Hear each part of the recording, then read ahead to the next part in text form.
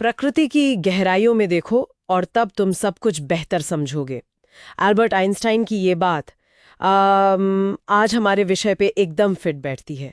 आज हम बात कर रहे हैं हाल ही में नेपाल में हुए पहले सागरमाथा संवाद की। और हाँ, भारत के लिए हिमालयी पारिस्थितिकी तंत्र के मायने क्या है, इस पर भी। जी बिल्कुल, ये विषय यूपीएससी की तैयारी करने वालों के लिए तो अहम है ही, पर मुझे लगता है हर जागरूक नागरिक के लिए भी जरूरी है। सही कहा।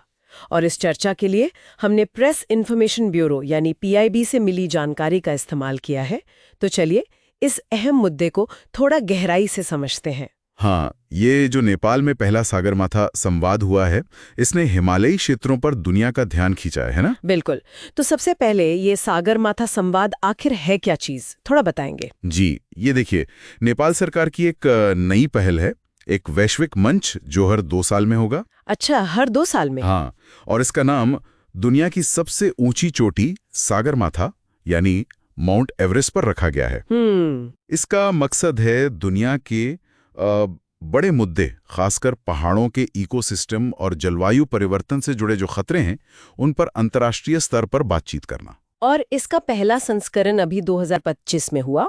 विषय था जलवायु परिवर्तन, पर्वत और मानवता का भविष्य। जी, और ये दिलचस्प है कि ये ग्लेशियर संरक्षण के अंतर्राष्ट्रीय वर्ष 2025 के साथ ही हुआ। हाँ, ये तो अच्छा संयोग है। बिल्कुल।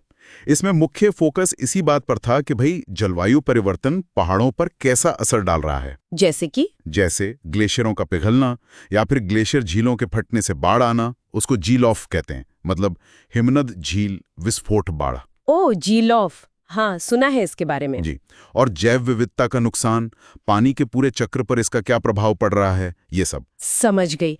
अच्छा, तो इस महत्वपूर्ण बैठक में भारत का क्या नजरिया रहा, मतलब भारत ने क्या कहा? देखिए, भारत ने एक बहुत ही स्पष्ट 5 सूत्रीय एजेंडा सामने रखा, और ये सिर्फ समस्याओं की सूची नहीं थी। अच्छा। ये एक तरह से हिमालयी क्षेत्र में नेतृत्व और सहयोग की भूमिका निभाने की एक कूटनीतिक पहल थी। पहला तो विज्ञान पर जोर दिया। विज्ञान पर कैसे? मतलब ऊंचे पहाड़ों के मौसम और जैव विविधता की मिलकर निगरानी करना। भारत ने यहाँ प्रोजेक्ट स्नो लेपर्ड का जिक्र भी किया। हाँ, प्रोजेक्ट स्नो लेपर्ड, हिम तेंदुओं वाला। जी, जिसके तहत 718 हिम तेंदुए दर्ज हुए। ये दिखाता है कि कैसे सीमा पार सहयोग से वन्य जीव संरक्षण सफल हो सकता है। ये तो वाकई बढ़िया है। और बाकी के 4 सूत्र क्या थे? दूसरा था जलवायु के खतरों से निपटने की तैयारी, मतलब खासकर GLOF जैसी आपदाओं के लिए चेतावनी सिस्टम और बेहतर इंफ्रास्ट्रक्चर।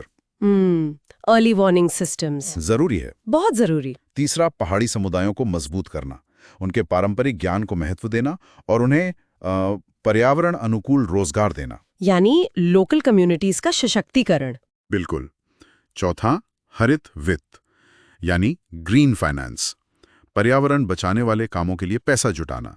और पांचवां, वैश्विक मंचों पर पहाड़ों की जो खास जरूरतें हैं, जो चिंताएं हैं, उनको आवाज देना। ये 5 सूत्र काफी अहम लगते हैं।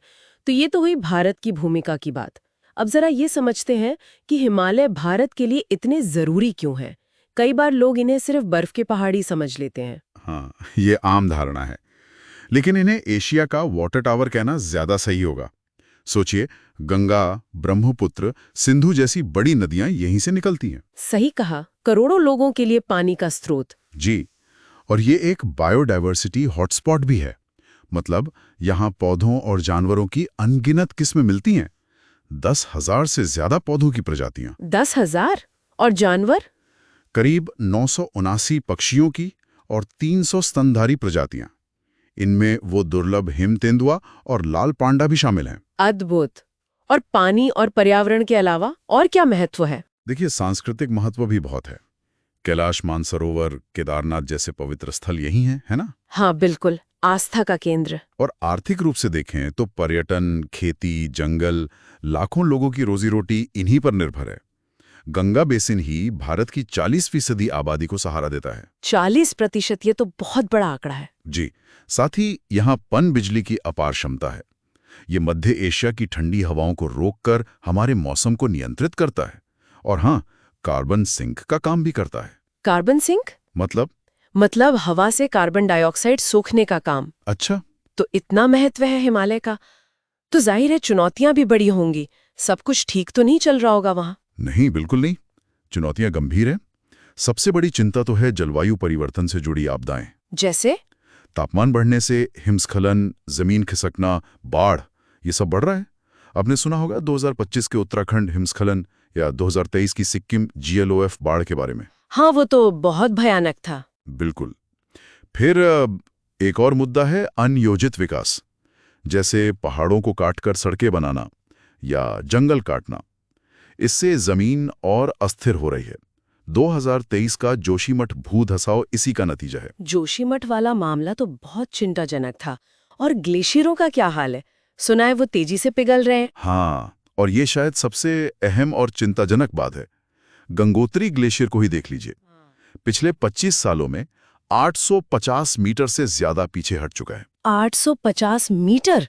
बाप रे! जी, और एक रिपोर्ट तो ये भी कहती है कि इस सदी के अंत तक हिमालय के 75% ग्लेशियर खत्म हो सकते हैं। 75%? तो नदियों का क्या होगा? यही तो सबसे बड़ा सवाल है। इसके साथ ही जंगलों के कटने और जमीन पर कब्जे से जैव विविधता खत्म हो रही है, और वो अनियंत्रित पर्यटन, हाँ, टूरिज्म का दबाव। बिल्कुल, बढ़ता कचरा, प्रदूषण। 2022 के एक सफाई अभियान में पता चला कि 90% से ज्यादा कचरा प्लास्टिक का था। ये तो वाकई गंभीर तस्वीर है। तो इन चुनौतियों से निपटने और सतत विकास के लिए रास्ता क्या है? भारत क्या कर सकता है? देखिए, कई स्तरों पर काम करने की जरूरत है। पहला तो है जलवायु लचीला बुनियादी ढांचा, मतलब ऐसे निर्माण जो मौसम की मार झेल सकें। और इसके लिए सख्त पर्यावरण प्रभाव आकलन यानी EIA जरूरी है। मतलब किसी भी प्रोजेक्ट का पर्यावरण पर असर क्या होगा, इसका पहले से गहराई से अध्ययन और प्रकृति आधारित समाधान अपनाने होंगे। प्रकृति आधारित समाधान जैसे ढलानों को स्थिर करने के लिए खास तरह की घास लगाना या पानी सोखने वाले इको फ्रेंडली तरीके अपनाना। और पर्यटन का क्या? उसे कैसे संभाला जाए? हाँ, पर्यटन को कैसे टिकाऊ बनाया जाए? सतत पर्यटन को बढ़ावा देना होगा। मतलब कितने लोग एक जगह जा सकते हैं, इसकी एक सीमा तय हो। इको टूरिज्म मॉडल अपनाया जाए। परमिट सिस्टम हो सकता है। ठीक है। और ग्लेशियर बचाने के लिए? ग्लेशियर बचाने और पानी के प्रबंधन के लिए वैज्ञानिक रिसर्च जरूरी है। रिमोट सेंसिंग, GIS मैपिंग जैसी तकनीकें इस्तेमाल करनी होंगी। साथ ही बर्फ स्तूप जैसे कृत्रिम उपाय जो लद्दाख में सफल रहे हैं, और बारिश के पानी का संचयन भी जरूरी है। और जंगल? हाँ, बड़े पैमाने पर पेड़ लगाना, जंगलों को बचाना और इसमें समुदाय आधारित वन प्रबंधन बहुत कारगर हो सकता है, जैसे उत्तराखंड में वन आंदोलन हुए हैं। और आपदाओं के लिए?